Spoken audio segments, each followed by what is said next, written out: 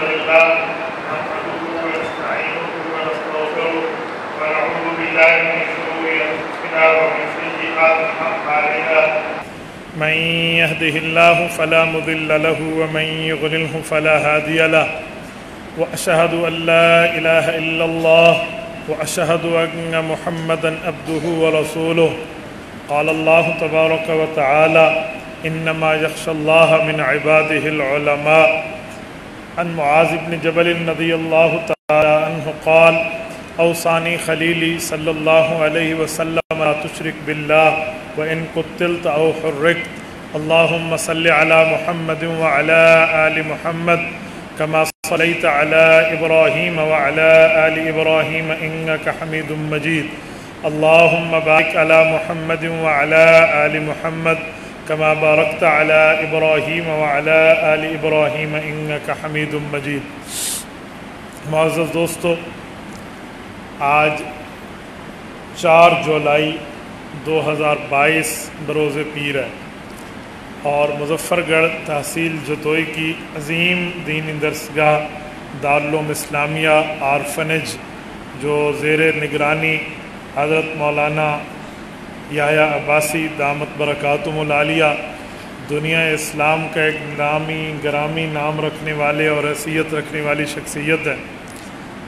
آج ہم اس گلشن میں موجود ہیں اور حضرت کے صاحبزادہ مولانا صدیق صاحب کو رب جزائے خیر عطا فرمائے، میں ان کے واسطے سے آپ کی خدمت میں چند باتیں پیش کر رہا ہوں۔ سب سے پہلی اور بنیادی بات، آپ حضرات طلباء کرام ہیں، تو طلباء کرام جو مدرسے میں رہ کر پڑھتے ہیں اور ایک وقت آتا ہے اللہ تعالیٰ ان کے ہاتھ میں امت کی قیادت دیتے ہیں، تو میں اس حوالے سے چند معروضات آپ کی خدمت میں رکھوں گا۔ سب سے پہلی اور بنیادی بات یہ ہے کہ آپ حضرات جو تعلیم حاصل کر رہے ہیں صرف اس وجہ سے حاصل کر رہے ہیں کہ جو تکلیف رسول اللہ صلی اللہ علیہ وسلم نے برداشت کر کے دین ہم تک پہنچایا ہے، ہمیں حضور پاک کی اس تکلیف کا احساس ہے۔ حضور پاک علیہ السلام نے کیا تکلیف برداشت کی ہے؟ سب سے پہلے قرآن کے نزول کی تکلیف ہے، نمبر 2 قرآن کریم کی اشاعت کی تکلیف ہے، نمبر 3 امت کے برے لوگوں کی برائی پر ڈٹے رہنے کی تکلیف ہے۔ یہ چند تکالیف ہیں جس کا آپ کو اور ہمیں احساس ہے، اس لیے ہم پڑھتے ہیں۔ نزول قرآن کی کیا تکلیف ہے؟ قرآن کریم جب اترا ہے تو یہ کلام خدا ہے اور زبان مصطفیٰ کے ذریعے ہم تک پہنچا ہے، تو خالق کی بات مخلوق تک پہنچ جائے اس کے لیے نبوت نے اپنے سینے کو پیش کیا ہے، ورنہ خالق کی بات ہم تک پہنچتی، ہم زبان پر رکھتے، کان سے سنتے تو جل جاتے، ہمیں آگ لگ جاتی۔ آپ کہیں گے کیسے؟ حضرت موسیٰ علیہ السلام کی قوم نے حضرت موسیٰ علیہ السلام سے عرض کیا تھا کہ ارنا اللہ جہرا، ہم اللہ سے گفتگو کرنا چاہتے ہیں، دیکھنا چاہتے ہیں، براہ راست ملاقات چاہتے ہیں، بات کرنا چاہتے ہیں۔ حضرت موسیٰ علیہ السلام نے سمجھایا کہ نبی کے واسطے کو کراس نہیں کریں، نبوت کے واسطے کو کراس نہ کریں، بلکہ نبوت کو جو رب نے بتایا ہے وہ مانیں۔ انہوں نے کہا جی نہیں، ہمیں ملائیں۔ حضرت موسیٰ علیہ السلام لے گئے کوہ طور پہ۔ جب یہ قوم پہنچی، اللہ رب العزت سے عرض کیا میرے مولا یہ آپ کو دیکھنا چاہتے ہیں، فرمایا لن ترانی، ہرگز نہیں ہو سکتا۔ کہا جی ان کا مطالبہ ہے، تو رب نے فرمایا ٹھیک ہے، انہیں کوئی اس پہاڑ کو دیکھو، ان استقرہ مکانہ، اگر یہ اپنی جگہ پر برقرار رہا نا تو ان نے مجھے دیکھ لیا، میں اس پہ تجلی ڈال رہا ہوں۔ تو رب نے تجلی ڈالی، پہاڑ جل گیا، جعلہ دکا، قرآن کہتے ہیں وہ ٹکڑے ٹکڑے ہو گیا۔ وخر موسیٰ صعقا، حضرت موسیٰ بے ہوش ہو گئے۔ اب توجہ رکھنا، میں جو جملہ سمجھانے لگا ہوں، یہ بے ہوش کیوں ہوئے؟ قوم جلی کیوں؟ کیونکہ خالق کی بات نبی کے واسطے کے بغیر مخلوق نہیں سن سکتی۔ مخلوق کو یہ مجال نہیں ہے کہ وہ خالق سے ہم کلام ہو، تو نبی کا واسطہ تھا، ان نے ہٹایا، مر گئے۔ تو میرے دوستو، اب ہم جو اللہ کا کلام سنتے ہیں، پڑھتے ہیں، سناتے ہیں، سمجھاتے ہیں، اور جس مدرسے میں آپ بیٹھے ہیں آپ پڑھتے پڑھاتے ہیں، تو ہم کیوں بچے ہوئے ہیں کہ حضور علیہ السلام نے اپنے سینے کو پیش کیا تھا۔ یہ کلام ڈائریکٹ نہیں آیا، نزل علی محمد، سورۃ محمد میں ہے، حضور پاک کے سینے سے گزر کے آیا، تو اللہ کا جلالی کلام ٹھنڈا ہو گیا، اور حضور نے کتنی تکلیف برداشت کی۔ مسند احمد میں حدیث ہے، اللہ کے رسول نے فرمایا شیبتنی ہود و اخواتہا، سورۃ ہود اور اس جیسی صورتیں اتری، اس صورتوں کے اترنے نے ابو بکر آپ کے نبی کے جوانی کو بڑھاپے میں بدل دیا۔ تو حضور نے تکلیف برداشت کی ہے، ہم تک قرآن کریم پہنچا دیا، اور قرآن کریم ہم تک پہنچا ہے۔ رسول اللہ صلی اللہ علیہ وسلم کے سینے نے تکلیف برداشت کی، ہمیں قرآن کے پڑھنے سے تکلیف نہیں ہوتی، جلالی کلام ہم تک جمالی بن کر آ گیا ہے، حرارت برودت میں بدل گئی ہے، گرمی نرمی میں بدل گئی ہے، ہم تک قرآن پہنچا ہے۔ ہمیں حضور کی اس تکلیف کا احساس ہے، اس لیے ہم نے مدارس بھی قائم کیے اور پڑھنا پڑھانا بھی شروع کیا۔ نمبر 2، رسول اللہ صلی اللہ علیہ وآلہ وسلم نے نزول قرآن کی تکلیف کے بعد جب امت میں دین پھیلایا، تو امت میں دین جب پھیلانے کی ترتیب رکھی، تو امت کے پہلے طبقے نے کفار قریش کی شکل میں آ کے انکار کیا، اور انکار کیسے کیا؟ زبان سے نہیں بلکہ ہاتھوں سے پتھر مارے۔ سب سے پہلا پتھر ابو لہب نے مارا، جو چچا تھا۔ مجھے بتائیں، جب اپنا سگا چچا مارے، پرائے چھوڑیں گے؟ پرائے تو اس سے زیادہ ماریں گے۔ تو آپ علیہ السلام نے تکلیف برداشت کی، لیکن رب نے فرمایا نہیں، اے نبی کریم آپ کی ڈیوٹی ہے۔ وہ ڈیوٹی کیا ہے؟ سورۃ مزمل کے پہلے رکوع میں موجود ہے، ان لک فی النہار سبحا طویلا، اے پیغمبر آپ نے مسلسل دن میں تیرنا ہے۔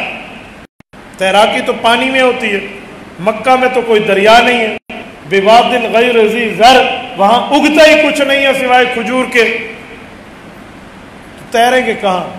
کوئی تالاب ہے، کوئی سوئمنگ پول ہے، کوئی دریا ہے، کوئی سمندر ہے، کوئی نہر ہے، کچھ بھی نہیں ہے، تو تیرنا کیا ہے؟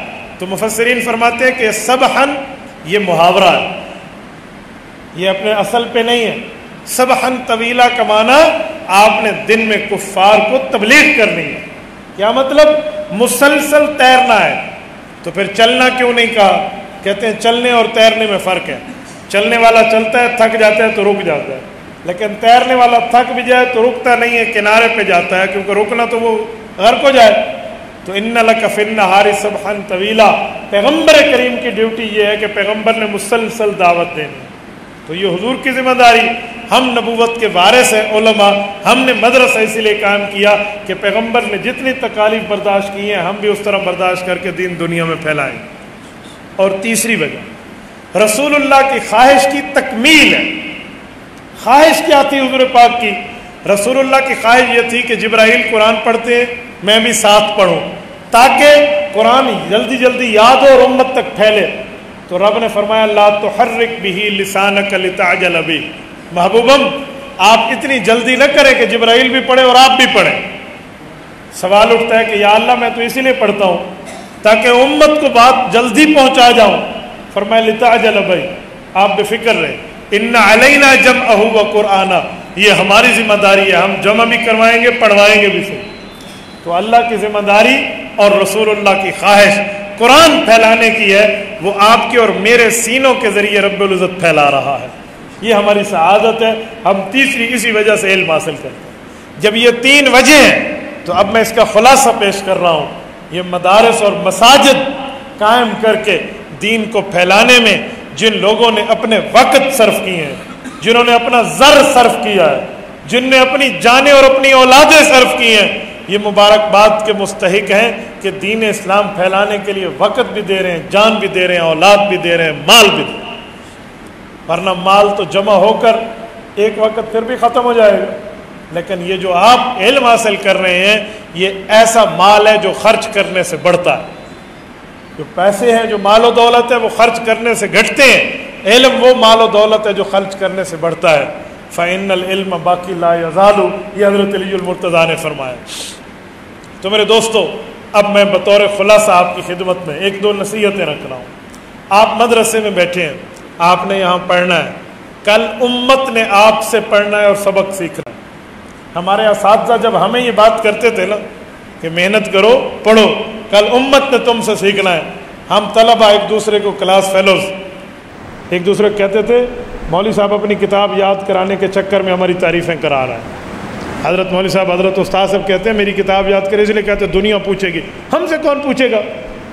لیکن استاد کی روب کی وجہ سے ہم یاد کر لیتے، دل میں یہ ہوتا کہ نہیں پوچھنا کسی نے نہیں ہے، کیا محنت کی ضرورت ہے، ایسی باتیں ہیں، پوچھیں گے تو بڑے مولوی کسی سے، ہم سے کون پوچھے گا؟ یہ میں اپنا ذاتی آپ کے سامنے اوپینین اور اپنی رائے پیش کر رہا ہوں جو میرا دماغ تھا، لیکن تحقیق اور وقت نے اس کو غلط ثابت کیا۔ آج دنیا پوچھتی ہے، آج لوگ پوچھتے ہیں، سنتے ہیں، سمجھتے ہیں، تو آج آپ کو بھی میں کہوں نا کہ کل تم سے دنیا پوچھے گی، سبق دھیان سے یاد کرو۔ آپ کہیں گے ہو سکتا ہے محتمم صبری نے کہا ہو، استادوں نے کہا ہو کہ ان کی تعریفیں کرو، تم سے دنیا پوچھے گی تاکہ سبق یاد کریں، تو یہ آپ کا مائنڈ بھی میری طرح ہوگا جو کہ غلط تھا۔ تو بھائیو دنیا آپ سے پوچھے گی، آپ محنت کریں، آپ رسول اللہ صلی اللہ علیہ وسلم کے دین کو پھیلانے کا ذریعہ بنیں۔ اور میں ایک بات مزید کہتا ہوں، سبق کو مشکل نہ کہیں۔ کچھ لوگ غلط فہمی اور غلط عادت ہوتی ہے کہ وہ سبق کو مشکل کہتے ہیں، حالانکہ سبق مشکل نہیں ہے۔ تو اولا کی پہلے بدا ارشدک اللہ تعالیٰ فی الدارین کلمات لغت عرب برسہ اسمت و فعلس و حرفت سے لے کے وَنَضَعُ الْمَوَازِينَ الْقِسْطَ لِيَوْمِ الْقِيَامَةِ وَأَنَّ أَعْمَالَ بَنِي آدَمَ وَقَوْلًا یوزن تک، بخاری کی آخری روایت تک ایک صفحہ، ایک باب، ایک عبارت، ایک پیراگراف کوئی مشکل نہیں ہے۔ مشکل تب ہے جس کو ہم مشکل بنائیں، وہ مشکل نہیں ہے، آپ اور ہم نے مشکل بنایا ہوا ہے۔ میں اللہ کی قسم کھاؤں تو اس پر کوئی میں ہانے سے نہیں ہوں۔ پتہ کیا ہے، بعض اوقات مشکل لگتا ہے تو آپ ایک بات اپنے دل سے طے کر لیں کہ کوئی مشکل نہیں ہے۔ دل کہے مشکل ہے، اوپر سے آپ کہہ دیں مشکل نہیں ہے، آدھی سے زیادہ مشکل آسان ہو جاتی ہے، آدھی سے زیادہ۔ میں نے اولا تھا دورہ حدیث تھا تخصصات، تینوں اپنے تخصصات میں، کسی ایک تخصص میں، کسی ایک دن، کسی درس نظامی میں، کسی ایک پیریڈ میں آج تک کسی استاد سے ایک ڈنڈا بھی نہیں کھایا بطور سزا۔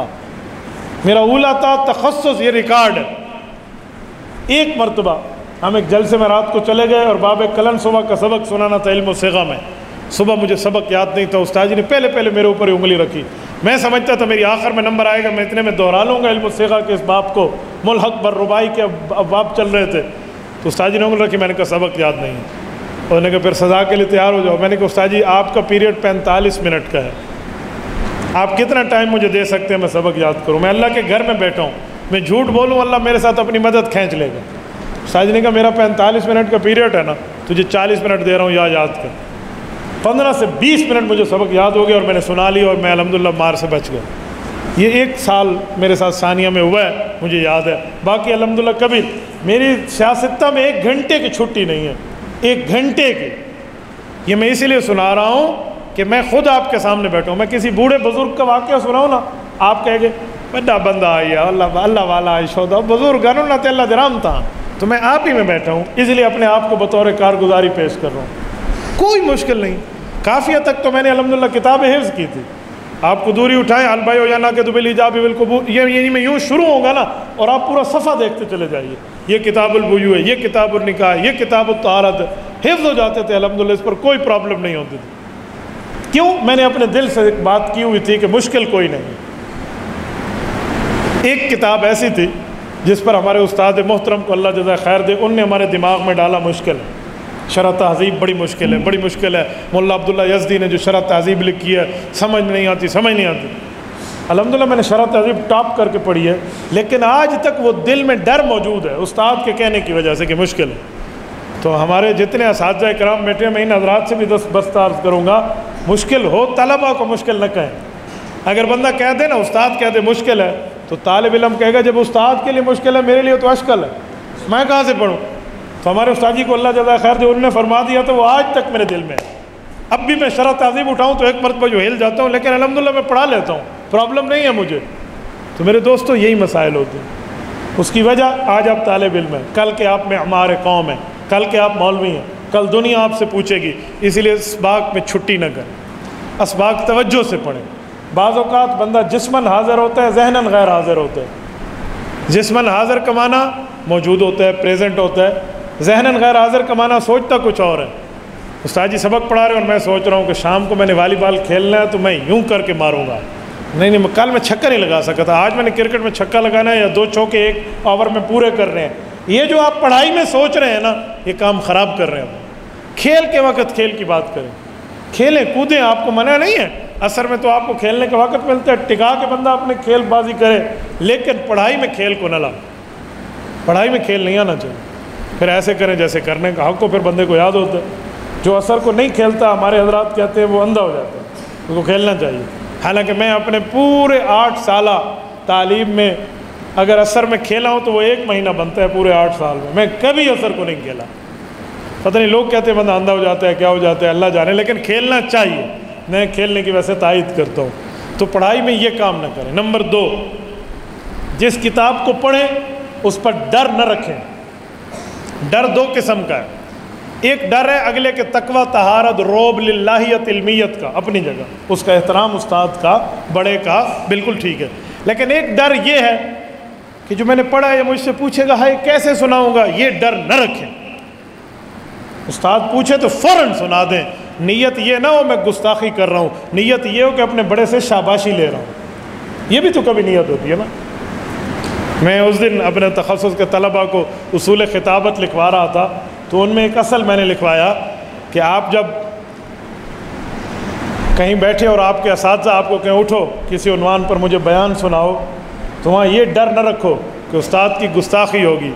اگر یہ رکھو گے پھر تقریر نہیں کر سکو گے، بلکہ یہ رکھو کہ آج میں نے استاد سے شاباشی لینی ہے. ڈر ختم ہو جاتا ہے مولوی حمزہ. تو بھائی آپ بھی سبق ایسے یاد کریں کہ کوئی استاد آپ کو بلائے ہاں تو آپ ایسے سنائیں جیسے سنانے کا حق ہو. میں اپنی نحو میر کی بات سناؤں آپ کو. میرے نحو میر والے سال میں ہمارے استاد جی نے اپنے استاذ کو بلایا کہ آپ آئیں میری کلاس کا نحو میر کے امتحان میں. وہ بزرگ تشریف لائے، پوچھتے پوچھتے مجھے اپنے نمبر کا یاد. جب میرے اوپر باری آئی نا تو انہوں نے مجھے فرمایا کہ جملہ انشائیہ دے کتنے قسمہ ہیں. یہ مجھ سے سوال ہوا، جملہ انشائیہ کی کتنی قسمیں ہیں. تو مجھے یاد تھی، استاد جی سے پڑھا تھا. میں نے کہا استاد جی 10 ہیں، امر، نئی، استفہام، تمنی، ترجیح، وقوع، نداء، قسم، تعجب. استاد جی بوڑھے تھے، انہوں نے سمجھا اس نے 5 سنائی ہے. ولا سنا، پھر سناؤ. میں نے کہا امر، نئی، استفہام، تمنی، ترجیح، وقوع، نداء، قسم، تعجب. ہوتے ہیں 5 پڑھیں. ولا سنا تو میں نے پھر سنا. میں نے کہا امر، نہیں، استفہام، تمنی، ترجیح، وقوع، نداء، عرض، قسم، تعجب. شاباش پتر تے ستھرے پکین. یہ کیوں سنائی؟ مجھے اپنے پڑھائی پر اعتماد تھا، مجھے کوئی مسئلہ نہیں تھا. جو پڑھا ہے وہ مجھے یاد. میرے اپنے بخاری والے سال کی بات ہے. ہم نے بخاری ثانی حضرت استاد محترم سے پڑھی تو ان کے استاد جی باہر ملک سے تشریف لائے، غالباً جنوبی افریقہ میں تھے. تو انہوں نے اپنے استاد جی کو فرمایا کہ آؤ آج میری کلاس کا. جب وہ بیٹھے اور بخاری ثانی انہوں نے سامنے رکھی، ہمارے لڑکے کلاس، جو لڑکوں کی کلاس تھی، وہ کانپ گئی کہ استاد کو دادا استاد پوچھے گا. میں نہیں ڈرا. میں اپنے استاد جی اور اس کے استاد جی کا احترام ضرور کرتا ہوں. وہ علم میں، تقوی، طہارت، للہیت میں، بزرگی میں بڑے ہیں، لیکن جو پوچھیں گے تو 2 گتوں کے اندر سے پوچھیں گے نا. بخاری ثانی سے کتاب المغازی سے لے کر وہاں تک کتاب الرد علی الجہمیہ، کتاب التوحید تک پوچھیں گے. تو یہ تو میں نے پڑھا ہے، اس پر تو مجھے ڈاؤٹ نہیں ہے. ہاں اس کتاب سے باہر پوچھیں گے پھر تو مجھے ڈر لگے گا کہ میں نے وہ پڑھا نہیں ہے. لیکن جو 2 گتوں کے اندر پڑھا ہے وہ میں پڑھ کے دکھاؤں گا، سنا کے. یہ مجھے یقین تھا. ہمارے استاد جی نے پہلا سوال یہ کیا کہ یہ میرے استاد جی ہیں، اٹھو شابش، کون سنائے گا. اب طلبہ میں کسی کا ہاتھ کھڑا ہو، میں نے ہاتھ کھڑا، میں سنا. تو ہمارے استاد جی کے جو استاد جی تھے ان کو عجیب فیل ہوا. انہوں نے کہا ہاتھ رکھو، کھڑے ہو جائے. کھڑا ہو گیا. انہوں نے کہا بتاؤ گے؟ میں نے کہا استاد جی الحمدللہ، بفضل اللہ، بکرم اللہ، بعون اللہ، ضرور سناؤں گا. پوچھے آپ کیا پوچھنا. کہتے تو بڑا بول رہا ہے. میں نے کہا بول اس لیے رہا ہوں کہ اس 2 گتوں کے اندر سے اگر آپ نے پوچھا میں بتاؤں گا. اگر اس سے باہر پوچھا تو میں اس سوال کا مکلف ہی نہیں ہوں. میں پابندی نہیں ہوں جو آپ باہر کا پوچھیں گے. اس کے اندر سے پوچھیں، یہ میں پڑھ چکا ہوں. کوئی اور کتاب ہے وہ میں نے پڑھی نہیں ہے تو آپ اس کتاب کا مجھ سے کیسے پوچھیں گے؟ تکلیف مالا یطاق نہیں ہوتی. جو پڑھایا نہیں ہے وہ بندہ پوچھے کیسے؟ تو مجھے کہنے لگے جب حضرت ابو ہریرہ ایمان لائے تو اس رات انہوں نے شعر گوئی کی تھی. اشعار میں کیا کہا تھا؟ اب بخاری ثانی کے امتحان سے بظاہر اس کا تعلق بنتا نہیں ہے. سوال علم حدیث کا پوچھو نا جو ہے. لیکن الحمدللہ میں استاد جی نے پڑھا تو مجھے یاد ہے. میں نے کہا انہوں نے شعر پڑھا تھا، یا ویلتم من یا لیلتم من طولها وعنائها الا انها من دارت الکفر نجتی. اور رات تو لمبی تو ہوتی جا رہی ہے، کب ختم ہوگی، کب صبح پھوٹے گی، لیکن یہ رات تو بہت اچھی رات ہے، تو ختم ہوگی، میرا حالت کفر کا زمانہ ختم ہوگا، حضور کی زیارت شروع ہوگی۔ میں نے یہ پڑھا تو انہیں دوسرا سوال مجھ سے نہیں کیا۔ یہ کارگزاری سنانے کا مطلب ہے کہ اپنے اندر یہ جرت پیدا کرو، جو پڑھا ہے وہ ہمیں آتا ہے۔ اولا والا ہے نا، وہ ثانیہ والے سے نہیں ڈرے کہ مجھ سے زیادہ پڑھا، کیوں؟ جو تم اولا پڑھ رہے ہو نا، تمہیں اپنی کتابیں آنی چاہیے۔ ثانیہ والا ثالثہ والے سے نہیں ڈرے کہ مجھ سے سینئر ہے تو بابا کیا ہوا، لیکن جو ثانیہ میں نے پڑھا ہے وہ مجھے آتا ہے۔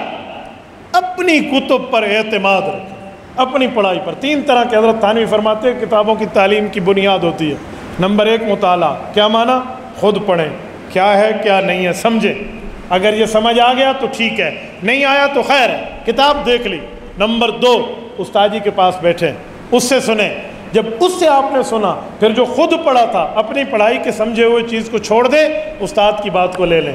نمبر 3 تکرار، جسے کہتے ہیں ریوائزنگ، دہرانا، جو استاد نے پڑھایا وہ سنا دیں۔ جو لڑکا تکرار کراتا ہے، ایک تکرار کہتے ہیں جھگڑے کو، ان کا آپس میں تکرار چل رہا ہے، وہ مولویوں والا تکرار نہیں ہے، وہ عوام والا تکرار ہے۔ یہ تکرار جو ہے یہ مولویوں والا ہے، جسے ریوائزنگ کہتے ہیں۔ جو بچہ تکرار کراتا ہے نا کلاس میں، پڑھاتا ہے، سناتا ہے، دہرائی کراتا ہے، وہ مدرس کامل بنتا ہے۔ یاد رکھیں، جو تکرار سے ہچکچاتا ہے وہ مدرس نہیں بن سکتا، وہ کل نہیں پڑھا پائے گا، وہ کہے گا حق کہتے سچے، حق کہتے سچے، وہ یہی کہے گا، اس کو اور کوئی عطا پتہ نہیں ہوگی۔ تو آپ اس کے بعد دہرائی کرائیں، اور اللہ اللہ خیر صلی اللہ، کوئی پرابلم ہی نہیں ہے۔ تو اپنے اندر جرت ہو، مشکل کچھ نہ ہو۔ اچھا ایک سوال ہے، آپ کے دماغ میں ایک سوال آئے گا کہ بھائی ایک ہوتا ہے عقل مند اور ایک ہوتا ہے کند ذہن، تھوڑے عقل والا، جس کا عقل تھوڑا ہوتا ہے۔ میں اس سوال کے جواب کو نہیں مانتا، میں 2 ہی باتیں مانتا ہوں، یا عقل مند یا پاگل۔ درمیان میں جو قسم ہے نا جس کا عقل تھوڑا ہے، یہ میں نہیں مانتا، یہ ہے ہی نہیں۔ ما جعل اللہ لرجل من قلبین فی جوفہ، سورۃ نمبر 33 سورۃ احزاب اٹھائیں۔ رب کریم نے کسی شخص کے سینے میں 2 دل نہیں دیے، ہر بندے کو عقل اس کے بقدر دیا ہے، جتنا عقل میرا اتنا کسی سائنسدان کا، تولو دونوں کا ایک وزن ہے، جتنا عقل استاذ کا اتنا شاگرد کا ایک وزن ہے۔ یوں نہیں ہے کہ اس کا وزن 1.5 کلو اور اس کا وزن 2 کلو، نہیں ہے۔ تو عقل مند ہے یا پاگل، بس، دوسری تیسری قسم نہیں ہے۔ کند ذہن کوئی قسم نہیں ہے، کند ذہن ہم نے بنایا ہے۔ وہ کیا ہے؟ یہ تھوڑا کمزور ہے، نہ عقل ہے، اس نے اپنی صلاحیت کو استعمال کرنا نہیں سیکھا، اسی لیے کمزور ہے۔ تو اپنی صلاحیت کو لگائے۔ بھائی اگر ایک کالے رنگ کی کار ہے GLI اور ایک GLI سفید رنگ کی ہے، تو کیا کہیں گے؟ کالے رنگ کی وجہ سے آہستہ ہے، انجن دونوں کا ایک طرح کا ہے، کمپنی ایک طرح کا انجن دیتی ہے، کلر وائز میں ڈفرنٹ اور فرق آ جاتا ہے۔ تو بھائی استاد اور شاگرد کا دماغ ایک جتنا ہے۔ استاد اس لیے استاد بنا ہے کہ اس نے اپنے دماغ کی استعمال کو بڑھایا ہے۔ شاگرد خود کو کمزور سمجھتا ہے، استعمال اس نے کیا نہیں ہے دماغ، وہ خود استعمال کرتا، دماغ کو رگڑے دیتا، اس میں چیزیں یاد کرتا، ضرور یاد ہو جاتی۔ میں اس کی مثال دوں، زنان خانہ تھا۔ زنان خانہ کسے کہتے ہیں؟ زنان خانہ کا معنی ہے لیڈیز روم، جہاں عورتیں بیٹھی ہوتی ہیں۔ زنان خانے میں ایک مرتبہ شیر آ گیا اور عورتیں چیخیں، اوئے دھاڑ، اوئے شیر آ گیا، کھاوے سی۔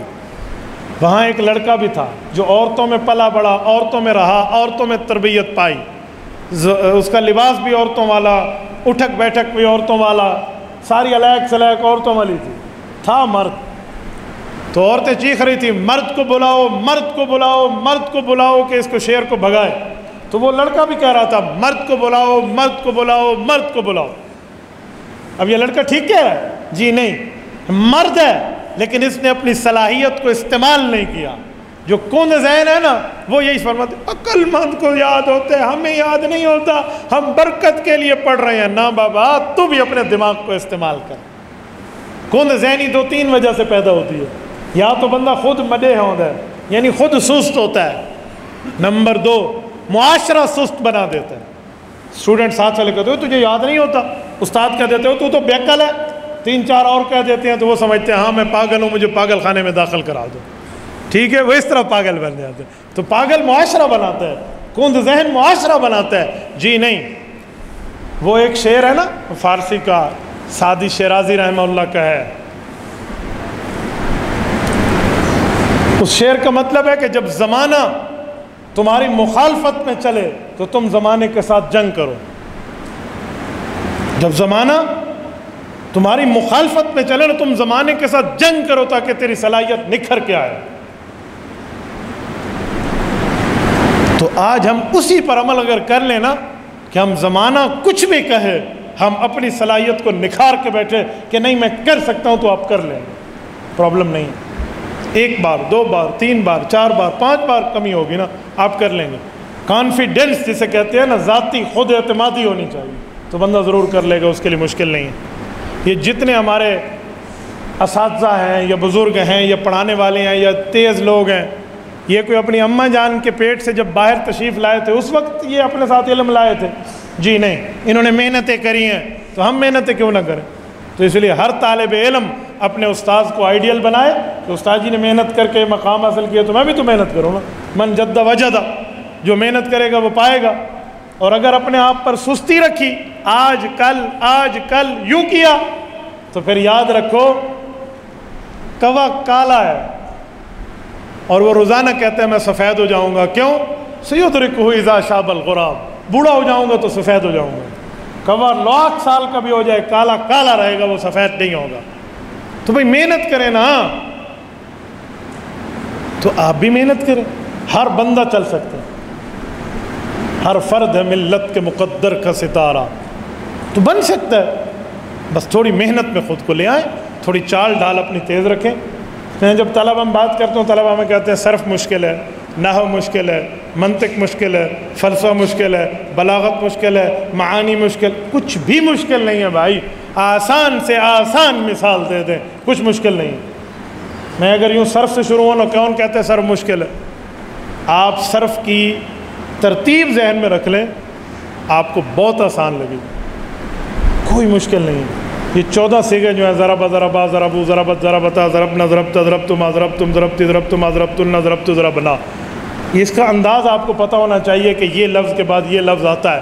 چھوٹی سی محنت کرنی پڑے گی، آپ کو یوں یاد ہو جائے گا، پرابلم ہی کوئی نہیں ہے، کوئی مسئلہ ہی نہیں۔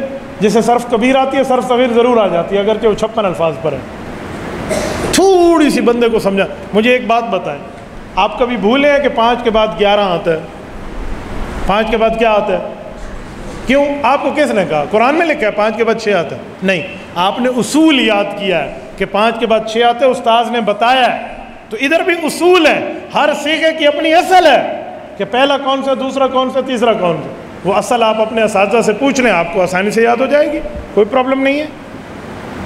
میں نے پوری صرف 2 رکعت نماز ہم پڑھتے تھے، نماز صرف، یعنی صورتاً نماز ہوتی تھی ورنہ نماز نہیں ہوتی تھی، اللہ اکبر کرتے، اور آدھی صرف، اب آدھی ارشاد الصرف، یعنی کہ آپ آدھی ارشاد الصرف پوری ہو رہی ہے، التقاء ساکنین کے باب پر، وہ اس تک جا کر غیر المغضوب علیہم ولا الضالین کے بعد رکوع سجدے کے بعد پھر اٹھو۔ صورتاً نماز تھی نا، حقیقتاً نہیں تھی۔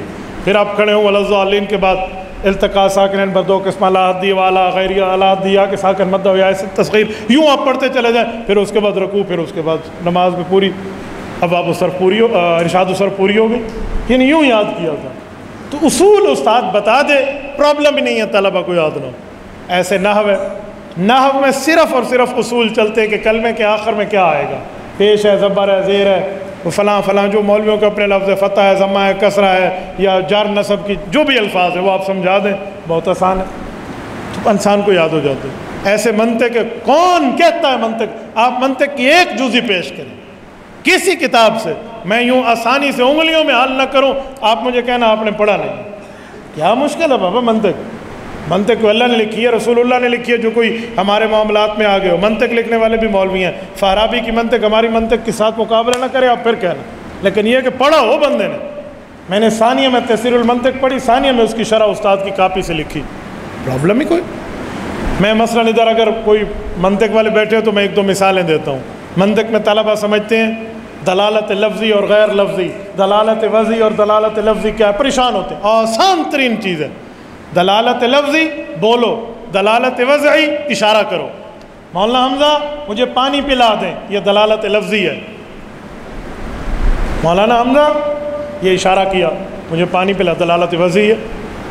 وہاں مثالیں مشکل ہے نا، استاد آسان مثال دے، آپ جو جھنڈی کی مثال دیں گے تو جھنڈی پہ طلبہ کو کیا، جنہیں ریل نہیں دیکھی اسے کیا پتہ ہے سرخ جھنڈی کیا ہے، سفید جھنڈی کیا ہے؟ وہ کیا سب تار کھٹکنے کی آواز، اسے پتہ ہی نہیں ہے تار گھر کیا ہے۔ اس تار سے مراد بجلی کی تار نہیں ہے، وہ تار گھر والی بجلی کی تار ہے جسے آج کے دور میں فیکس کہتے ہیں۔ تو اس ایک بچے نے فیکس دیکھا ہی نہیں ہے، اسے کیا پتہ تار کھٹکنے کی آواز دلالت غیر لفظی وضعی ہے؟ مشکل مثال نہیں، آسان مثال میں استاد سمجھائے طلبہ یاد نہ کریں، ہو نہیں سکتا۔ میں کچھ دنوں پہلے پڑھا رہا تھا، ایک طالب علم نے مجھ سے پوچھا استاد جی یہ نقیض کیا ہوتی ہے؟ میں نے کہا مجھے بتائیں۔ کانٹا الٹ کرو کہتے ہیں پھول، میں نے کہا روشنی الٹ کرو کہتے ہیں اندھیرا، سردی الٹ کریں کہتے ہیں گرمی، میں نے کہا اسلام الٹ کریں کفر، میں نے کہا یہ نقیض ہے۔ آسان سے مثال دے دیں۔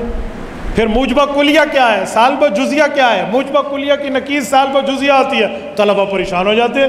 پھر موجبہ کلیہ کہتے ہیں سب کو مانو، موجبہ ایجاب سے ہے، ایجاب کا معنی مانو، کلیہ کل سے ہے سب کو مانو، سالبہ سلب سے ہے نکالو، کلیہ جزیہ جز سے ہے ایک چیز کو، تو سالبہ جزیہ پوری چیز سے چھوٹی سی چیز نکالو، موجبہ کلیہ پوری چیز میں سب کو مانو، تو موجبہ کلیہ کی نقیض سالبہ جزیہ آتی ہے۔ کیا مطلب؟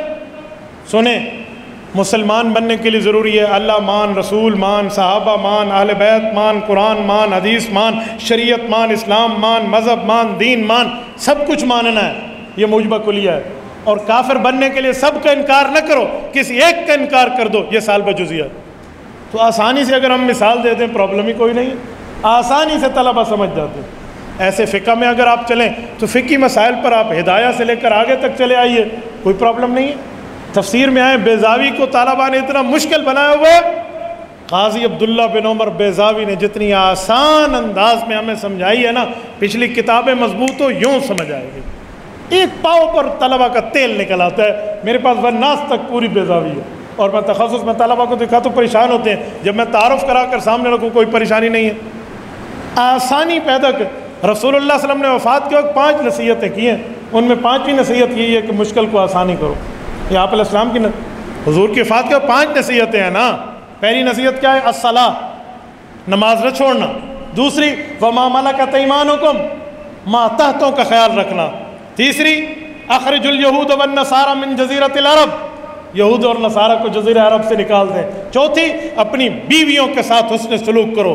5ویں یسروا ولا تعسروا، آسانیاں پیدا کرو مشکل پیدا نہ کرو۔ تو رسول اللہ صلی اللہ علیہ وسلم کی نصیحتیں آج ہم ان پہ عمل کر لیں۔ اساتذہ اپنے انداز پڑھانے کو تھوڑا آسان کر کے دیکھ لیں، خدا کی قسم طلبہ ایسے خوشی سے کود پڑیں جیسے کودنے کا حق ہو۔ تو آپ اس طرح سمجھے، رٹے لگانے کی تو ہمارے ہاں گنجائش ہی کوئی نہیں ہے، رٹا کیا ہوتا ہے؟ تو اس لیے میں آپ میں تھوڑی بہت کرنٹ پیدا کرنے کی کوشش کر رہا ہوں، یہ کارگزاریاں سنا کر تو اپنے اندر کرنٹ پیدا کروں۔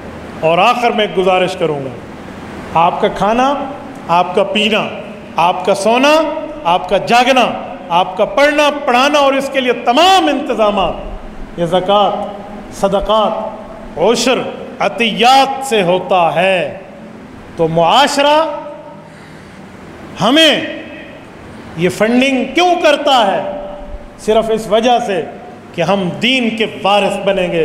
اگر ہمارے اندر جرت نہیں، ہم دین کے وارث نہیں بن سکے تو پھر یہ سب کا چیز کو ہم غرق کر رہے ہیں، پھر تو ہم غرق کر رہے ہیں۔ تو میرے دوستو، آپ کے ہاں تو ماشاءاللہ کتنا مجھے بتا رہے تھے آرفنیج کا انتظام، پورے یتیم حضرات کی پوری ترتیب ہے یہاں پہ، کتنا بیٹھے یتیم طلبہ، یعنی کتنی بڑی بات ہے کہ جو یتیم طلبہ ہوتے ہیں ان کے لیے باقاعدہ ایک پورا انتظام شروع سے لے کر آخر تک کا ہے۔ بہت بڑی بات ہے، بہت بڑی بات ہے۔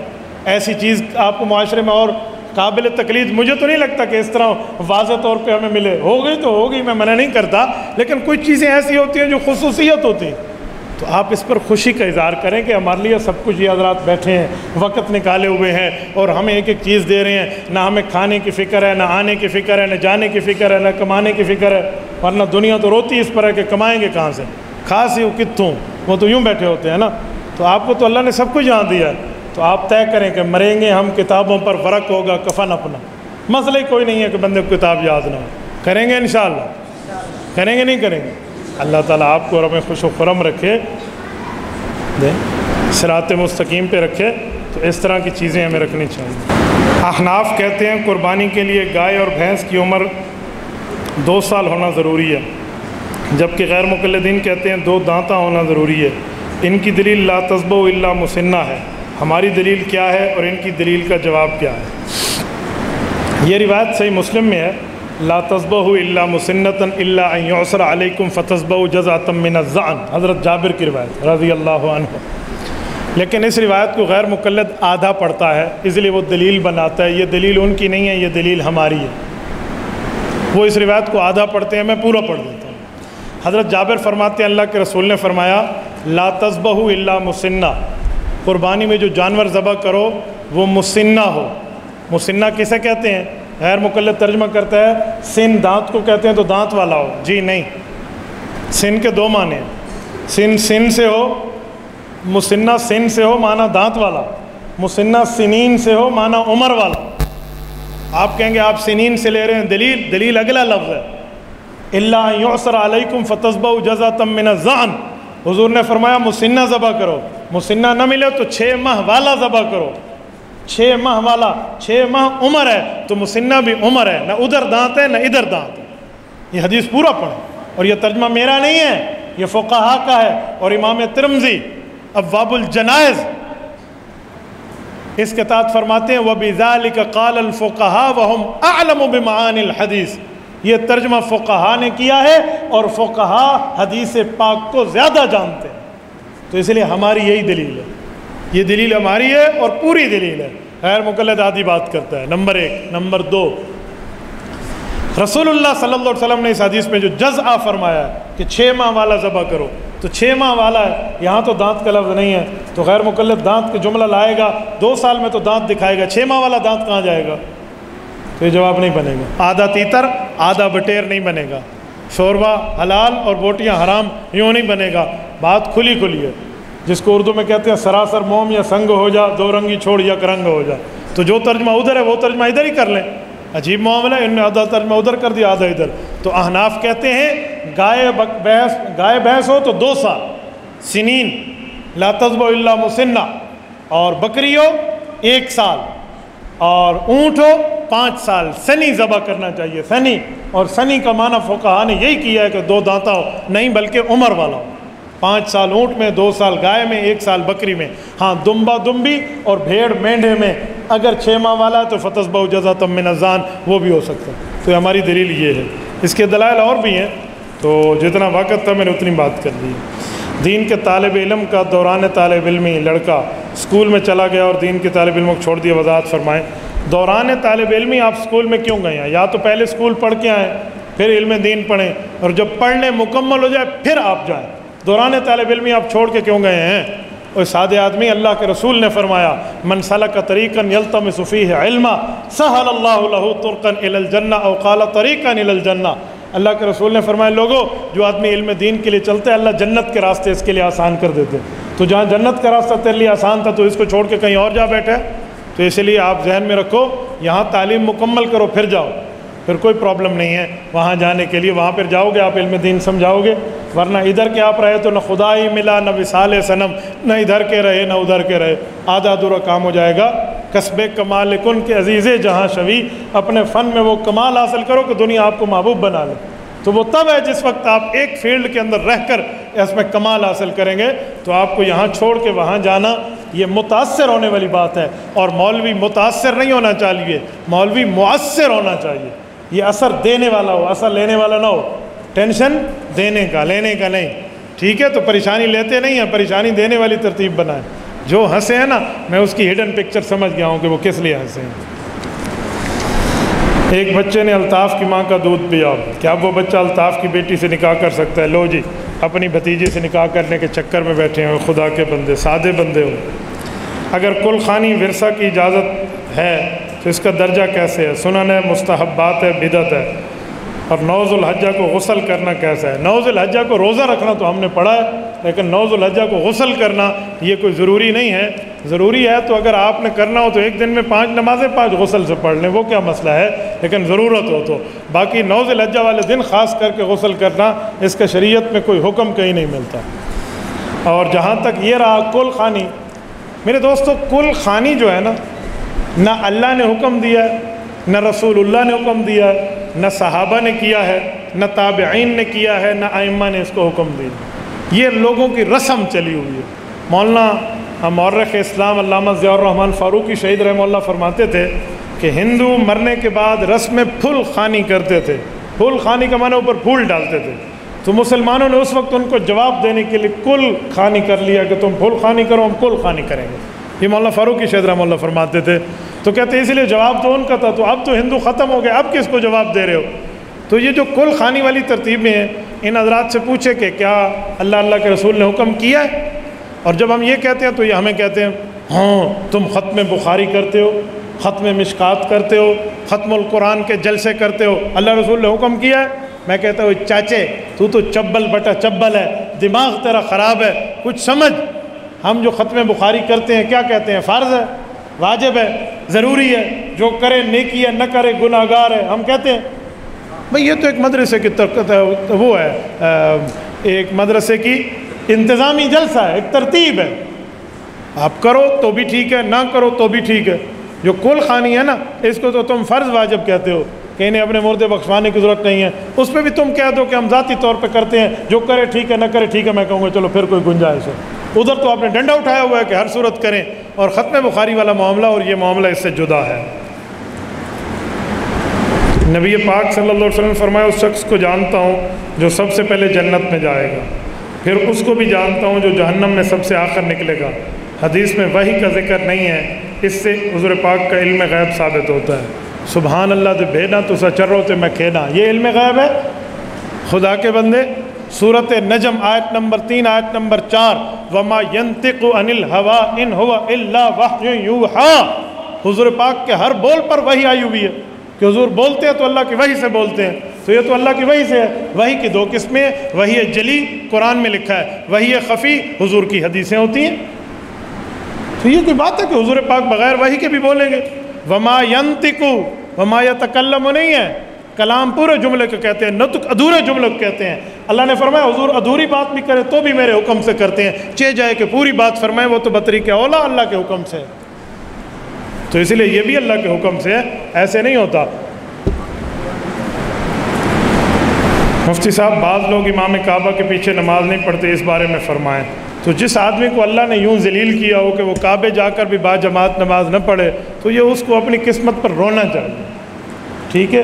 فَلْيَبْكَ عَلَىٰ ذَلِكَ مَنْ هُوَ بَاقِيًا، اس پر رونا چاہیے اگر کوئی رونے والا ہو تو اس کو اور کیا کہا جا سکتا ہے؟ اسی طرح کہ ایک بچونگڑا نمازیں وہاں نہیں پڑھتا، نماز کے ٹائم پر واش روم چلا جاتا تھا، افطاری میں ہم بیٹھے تو وہ آ گیا، میں نے کہا کیوں؟ کہتے ہیں انہوں نے پیچھے نماز نہیں ہوتی۔ میں کہ انہوں نے دسترخوان تے افطاری بھی نہیں ہوتی، ٹھیک ہے؟ افطاری کرنے کے لیے تو ان کے ساتھ بیٹھ گیا ہے اور نمازیں پڑھنے کے لیے ان کو چھوڑا ہوا ہے، تو پتہ نہیں عجیب معاملہ ہے۔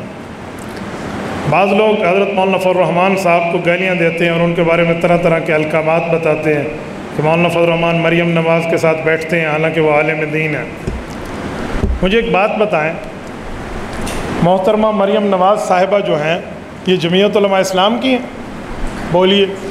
مولانا فضل الرحمان کی ہیں؟ مولانا فضل الرحمان کے کارکن ہیں، مولانا کی جماعت کی عہدیدار ہیں۔ تو جب نہ وہ ہماری جماعت کی ہے، نہ وہ ہماری کارکن ہے، نہ ہماری عہدیدار ہے، ہم کیا کریں؟ تو وہ اپنی جماعت کو طے کر رہی ہوتی ہے نمائندگی۔ مولانا اکٹھے احتجاج میں بیٹھ بھی گئے تو مولانا اپنی جماعت کو نمائندگی کر رہے ہیں۔ اگر آپ کہتے ہیں کسی عورت جلسے میں آ کر بیٹھ گئی ہے اپنی جماعت کی نمائندگی پہ غلط ہے، تو اس جماعت کو کہو کہ اپنی نمائندگی بدل دیں۔ اس کا تعلق مولانا فضل الرحمان سے تو نہیں ہے۔ مجھے ایک بات بتائیں، راستے میں جا رہی ہو گاڑی اور گاڑی خراب ہو جائے تو سارے مل کے دھکا لگائیں گے یا نہیں لگائیں گے؟ اور بندے ہوں 3 اور عورتیں ہوں 10 اور ڈرائیور کہے 15-13 آدمی دھکا لگائیں، تو ہم کیا کہیں گے؟ عورتیں نہ لگائیں، تو ہم کہیں گے بابا دھکا لاؤ۔ اب کوئی کہے گا عورت کے ساتھ مل کے دھکا لگا رہے ہیں، انہیں کہے جی بابا ہم اس مسئلے میں سواری ہیں اور اس گاڑی کو اس گھاٹی سے نکالنا ہے تو دھکا لگانا ہے، تو عورتیں لگا رہی ہیں یا مرد لگا رہا ہے؟ کسی نے میک اپ کیا ہوا ہے، کسی نے پردہ کیا ہے، کوئی بے پردہ یا کوئی کپڑے والا ہے، جو بھی ہے اس گاڑی کو دھکا لگائیں گے تاکہ مشکل سے نکل جائے۔ ملک پاکستان کی معیشت کی گاڑی کو عمران خان نے ڈبو دیا ہے، اب اس معیشت کی گاڑی کو دھکا لگانا ہے، کوئی مسلم لیگ والا کا لگائے گا، کوئی پی ٹی آئی والا لگائے گا، کوئی پیپل پارٹی والا لگائے گا، کوئی جمعیت والا۔ اب آپ مجھے کہتے ہیں اس کو پردہ کرا اور اس کو یہ کرا، وہ سادے بندے. آپ نادرا جاتے ہیں شناختی کارڈ بنوانے, وہاں عورتیں بیٹھی ہوتی ہیں جو آپ کی تصویریں بناتی ہیں. آپ کہتے ہیں میں شناختی کارڈ نہیں بنواتا, عورت بیٹھی ہے. آپ جہاز میں جاتے ہیں حج کے لیے, عورتیں آپ کو وہاں پر جوس پیش کر رہی ہوتی ہیں, پھر آپ کہیں میں اس جہاز میں نہیں بیٹھتا, عورتیں بیٹھی ہوتی ہیں, وہاں تو آپ کو نظر نہیں آتا. آپ کو صرف مولانا فضل الرحمان چبھتا ہے. جی ہاں, گھر کو روٹی شناختی کارڈ دکھائے بغیر نہیں ملتی, وہی فیس بک دے ہوتے مولوی صاحب تے علیحدہ بیٹھے. جس کو شناختی کارڈ کے بغیر گھر میں روٹی نہیں ملتی, مولانا پہ وہ بولتا ہے. تو بابا مولانا اپنی جماعت کے. اس دن میرے پاس کچھ آئے یہ اس طرح سیاسی یوتھی بھی دو قسم کے, کوئی مذہبی یوتھی ہے, کوئی سیاسی یوتھی ہے. وہ سیاسی یوتھی آئے, مجھے کہتے ہیں مریم نواز کے ساتھ مولوی صاحب بیٹھے, پردے کا حکم نہیں کرتا. میں نے کہا مجھے یہ بتائیں شیری مزاری کس جماعت میں ہے؟ پی ٹی آئی میں. زرتاج گل کس جماعت میں ہے؟ پی ٹی آئی میں. میں نے کہا عائشہ گل علیہ کس جماعت میں تھی؟ جی پی ٹی آئی میں. اس طرح 3 4 5 عورتوں کو میں نے نام لیا. جی ہاں. میں نے کہا کبھی عمران خان کو کہا ہے کہ تو پردہ کر؟ کہتے نہیں. میں نے کہا کیوں, عمران خان مرد نہیں ہے, ہجڑا ہے, اس پر پردے کے احکام لاگو نہیں ہوتے؟ پردہ آپ کو صرف مولانا فضل الرحمان کے لیے نظر آتا ہے؟ عجیب انسانیت ہے. کبھی اس سے مطالبہ کیا آپ نے؟ ساری دنیا میں کہہ رہی ہے. کوئی حیا کرو. سبھی ہی مجھ سے کہتے ہیں کہ رکھنی چاہیے نگاہ اپنی, کوئی ان سے نہیں کہتا نہ نکلو یوں آیا ہو کر. ان کی لتھی چڑی کا کوئی اعتبار نہیں ہے. سارے علماء کو کہتے ہیں بھئی یار مولوی صاحب یہ کرے تو پھر بتائے نا. اور مولانا اپنی جماعت کو لے کر چل رہے ہیں. کوئی اور عورت آتی ہے کسی اور جماعت کی, آ کر بیٹھتی ہے تو کیا دارالعلوم دیوبند کے جلسے میں اندرا گاندھی نہیں آئی تھی؟ تو اندرا گاندھی کو حضرت قاری طیب صاحب نے دارالعلوم دیوبند والوں نے خود بلائی تھی. وہ وزیر اعظم تھی, وہ خود آئی ہے. تو بھائی اگر ہمارے جلسے میں بھی وہ عورتیں آ گئی ہیں تو اپنی جماعت کی نمائندگی کر رہی ہیں, ہماری جماعت کی نہیں. ڈوبی ہوئی معیشت کی گاڑی کو دھکا لگا رہی ہیں. ہاں ہماری عورت کو بیٹھے, ہم کوئی بے پردہ بات کریں تو تب نظر آئے تو کوئی ہمیں کہنے پہ تیار. اچھا ایک جملہ مزید کہتا ہوں. تو آپ کو اتنا پتہ چلتا ہے کہ مولانا فضل الرحمان عالم ہے, تو آپ کو نہیں پتہ کہ عالم اپنے علم پہ عمل کرتا ہے, اس کے پاس بھی کوئی دلیل ہوگی. تو تمہیں کس نے کہا اعتراض کرنا شروع کر دو؟ جب مولوی بھی مانتے ہو, مولویوں کا قائد بھی مانتے ہو, تو ان کے پاس بھی تو کوئی دلیل ہوگی. تو ان سے جا کر پوچھ لیں, آپ کو بتا دیں گے. نہیں, ان کے خلاف بک بک کرتے ہیں, ان کے خلاف بولتے رہتے ہیں, لیکن ان سے پوچھنے کی زحمت نہیں کرتے. تو ان سے جا کے کوئی پوچھ لے, معاملہ صاف ہو جائے گا. جزاکم اللہ تعالی. بعض لوگ کہتے ہیں کہ فقہ حنفی کے مطابق فاسق فاجر کے پیچھے نماز جائز ہے, تو داڑھی کٹوانے والا فاسق فاجر ہے, اس کے پیچھے نماز جائز کیوں نہیں؟ فاسق کی 2 قسمیں ہیں, خفیہ اور اعلانیہ. داڑھی کٹانے والا اعلانیہ فاسق ہے, اور عام گناہ کرنے والا چھپا ہوا فاسق ہے. فاسق معلن کے پیچھے نماز نہیں ہوتی جو اعلانیہ گناہ کر رہا ہو, لیکن ایک چھپا ہوا ہے. ایک بندہ مجھے نماز پڑھا رہا ہے, وہ چھپا ہوا گناہ گار ہے, مجھے نہیں پتہ, آپ کو نہیں پتہ, نماز ہوگی نہیں ہوگی؟ ہو جائے گی اگرچہ فاسق ہے. لیکن ایک بندہ فاسق ہے اعلانیہ, سب کے سامنے زنا کر رہا ہے, تو آپ اور ہم پڑھیں گے اس کے پیچھے نماز؟ تو بھائی یہ جو داڑھی کٹانے والا ہے یہ فاسق معلن ہے, وہ اعلانیہ گناہ کر رہا ہے, اس لیے, اور چھپے ہوئے گناہ کرنے میں فرق ہے. اجماع کا منکر کافر ہے, تو 20 رکعت تراویح اور طلاق ثلاثہ پر اجماع ہے, تو غیر مقلد کو آپ کافر کیوں نہیں کہتے؟ بابا میں تو نہیں کہتا, کیونکہ ہمیں پتہ ہے کہ اجماع کی 4 قسمیں ہیں, اور اس میں سے کس قسم کا منکر کافر ہے اور کس کا منکر فاسق ہے, اس کا فرق ہے.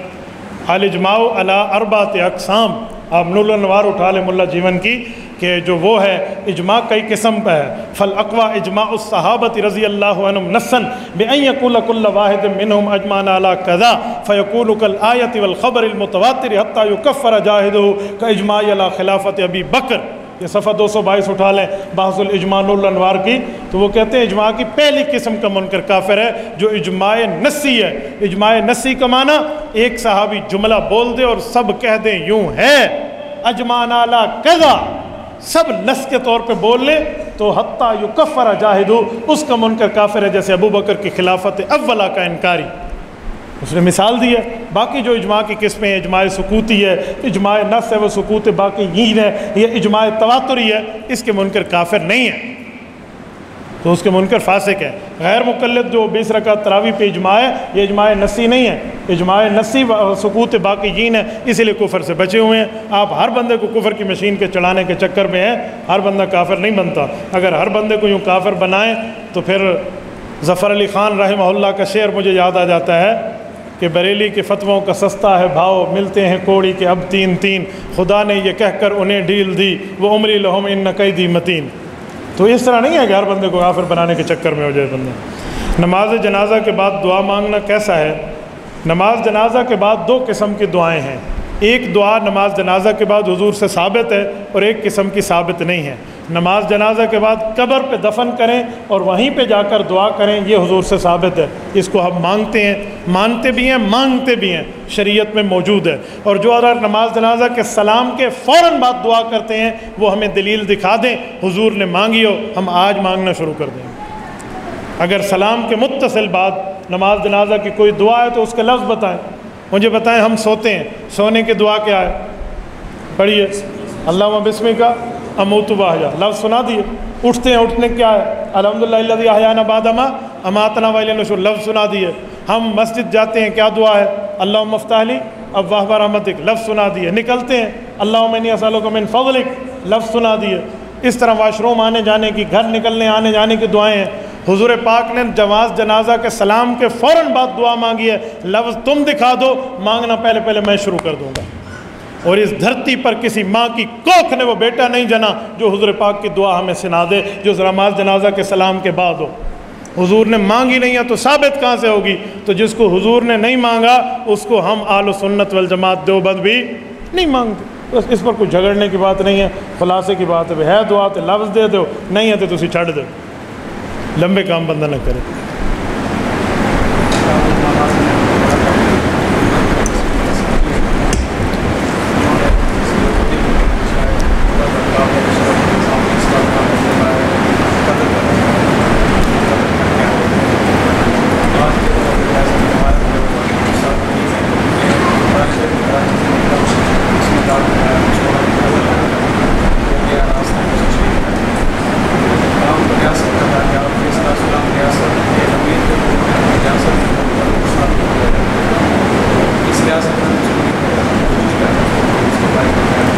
آپ نے سوال کا جواب دے دیا کہ حضور پاک علیہ السلام بطور ریاست بیٹھے تھے تو حضور نے اجازت دے دی. اب ریاست نے نہیں دی تو ریاست گناہ گار ہوگی، آپ کی اور میری ذمہ داری تو نہیں. سوال کا جواب تو ہو گیا. حضور خود ریاست تھے، حضور نے اس کو جائز قرار دیا تو ہو گیا. جب آپ علیہ السلام بیٹھے تھے تو حضور نے فرما دی. ہماری ریاست نے نہیں کیا تو یہ گناہ گار ہے. اس کا گناہ آپ کے اور میرے سر نہیں آئے گا. وہ اپنی نیت پر ہوگا. اس کی نیت ٹھیک تھی تو شہید ہے، اور نیت ٹھیک نہیں ہے تو اپنی نیت پر، اپنی نیت پر. جس کی جیسے انما الاعمال بالنیات سے اس کو لے لے.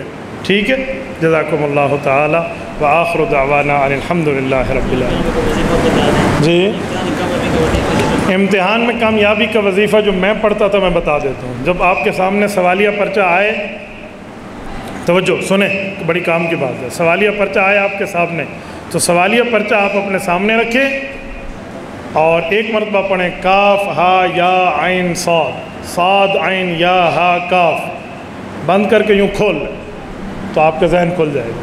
انا للہ و انا الیہ راجعون پڑھیں اور ایک دفعہ سورۃ والضحیٰ پڑھیں. پھر اس کے بعد آپ پرچے کو دیکھیں، انشاءاللہ تعالی معاملہ ٹھیک ہو جائے گا.